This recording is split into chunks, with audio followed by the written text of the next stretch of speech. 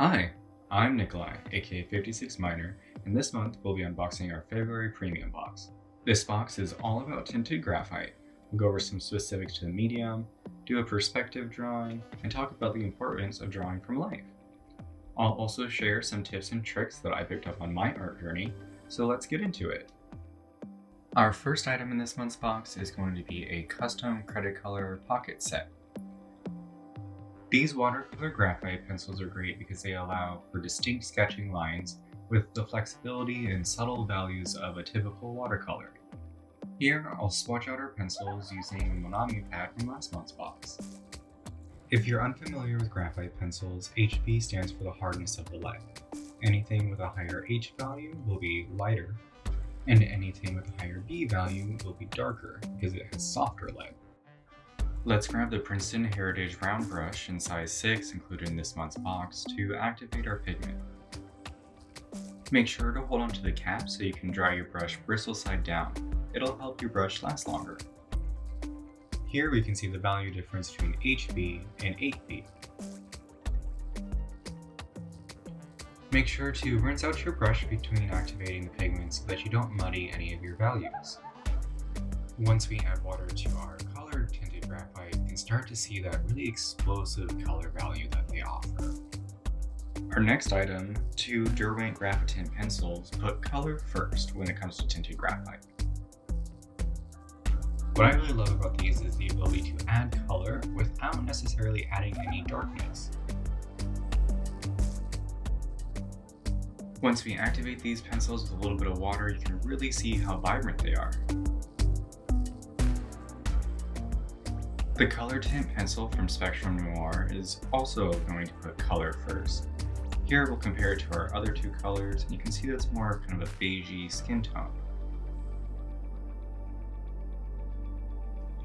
Our next two items are the Graphite Pans.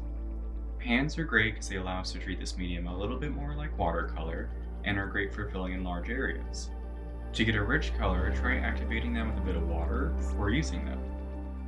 Having already activated our juniper pan with a little bit of water, I can go in and lift a lot of pigment, which we can then blend out by loading our brush with a bit more water. Typically, a lighter hand is going to help you create smoother transition. Next, I'll swatch out the indigo pigment without first activating it so you can see the difference that these techniques offer. Our final item in this month's box is an Artgraph Graphite Putty. This medium is packed with pigment and it should last you a long time. Breaking off a small piece of putty, I'm going to mix some value shades. Value is a way to describe how light or dark something is, and is really important to create illusions of depth, and is something that graphite's really great at articulating. By adding more water, we can dilute the graphite putty and achieve several shades. If your graphite putty dries out, you can always reactivate it with some water, or you can use it more like a charcoal if brushwork really isn't your thing. Regardless of your style or personal taste, I definitely suggest working in value if you want to hone your craft, as it just helps your eye notice those subtle differences a little bit more. As a warm-up this month, let's do an urban sketch. Google Maps Street View is a great resource for these, as you can just pop into any city. I like to start with a line of sight so I know exactly where the viewpoint is. By keeping all my vertical lines parallel, I can help to ensure that my perspective is correct. By keeping my horizontal lines converging into one point towards the center of the piece, it helps to make everything look like it's on the same plane. Now, perspective can be very tricky, so don't expect to be perfect if it's the first time you're trying it out. At this stage, it's good to keep your shapes as simple as possible. With my basic shapes established, I'll go in with our brush and kind of blend out some of those lines and distribute my values. In this example, the paper is going to be our lightest value, and the graphite putty is going to be our darkest. By paying attention to the values in between those, we can help create an illusion of depth and create some visual interest throughout the piece.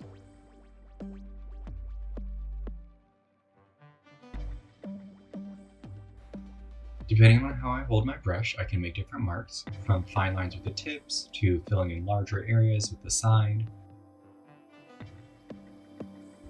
By distributing our values, we can create some more visual interest. This just helps to give things a little bit more form and to make it more pleasing to the eye.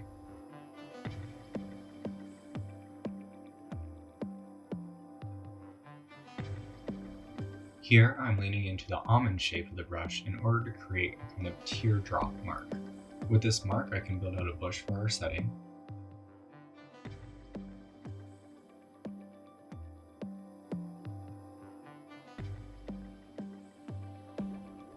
It's easy for things to get a little bit blurry when we're working with a brush, so I'm going back in with one of the pencils with the canvas glue dry to pick out a few details and to give it a little bit more structure. Google Maps is a great tool if you want to work on cityscapes or just perspective in general, so next time you don't know what to draw, definitely jump in and give it a shot. While working from images online are a great resource, nothing can really replace drawing from real life. So this month, I wanted to take time to talk to you about still lifes. They can be made from anything around your house and are the best way to develop your sense of form, shape, and lighting.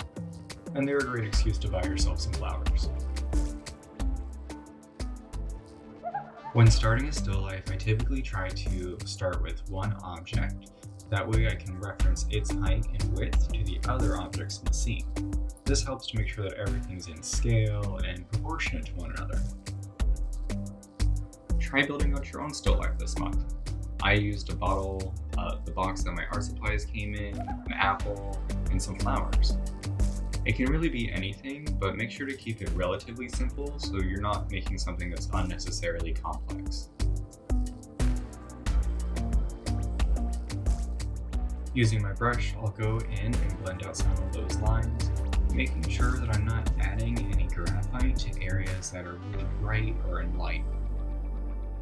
Using the Derwent and Spectrum Noir pencils, I'll go in and establish some local color. That'll help us keep the shapes separate and more distinct.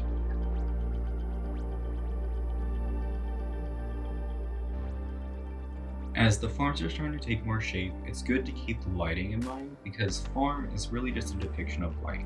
So brighter areas are going to be lighter or have less pigment on them. Darker areas will want to build that up to create that sense of form.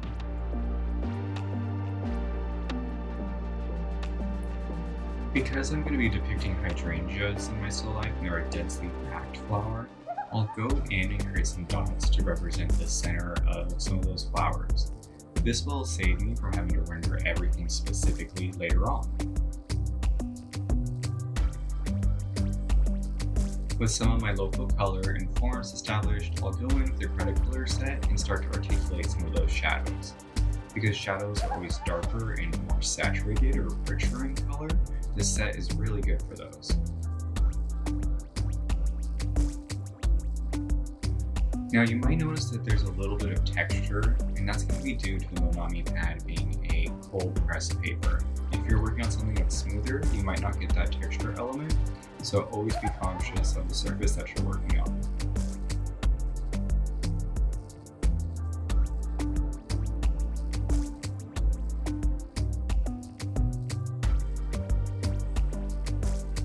Here I'm smoothing out some of those lines before going in and rendering the hydrangea. Now, with large blossoms and complex petalwork, it's typically good to focus on shadows rather than each individual petal. So what I'll do is I'll go in and create a few flowers just for that visual, and then overlay that with more of that indigo color in order to blend in those values and make it look full.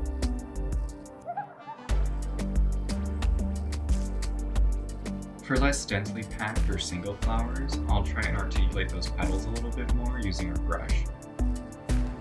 Less is typically more in these situations. You can get more detail, but it's often not necessary.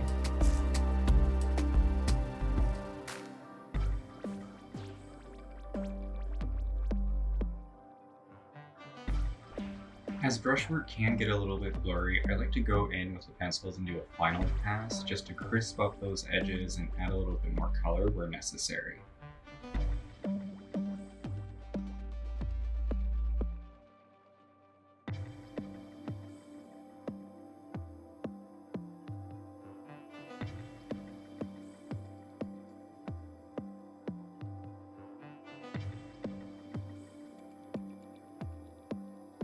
To articulate the shadows a little bit more, I'll go in with our brush and activate that pigment so we get a really rich value range throughout the piece.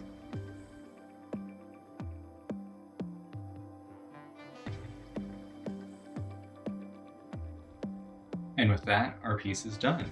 Hope you enjoyed the video, learned a few things, and if you post your work online, make sure you use hashtag SketchBox February. We love seeing what y'all create each month. And I'll see you next month.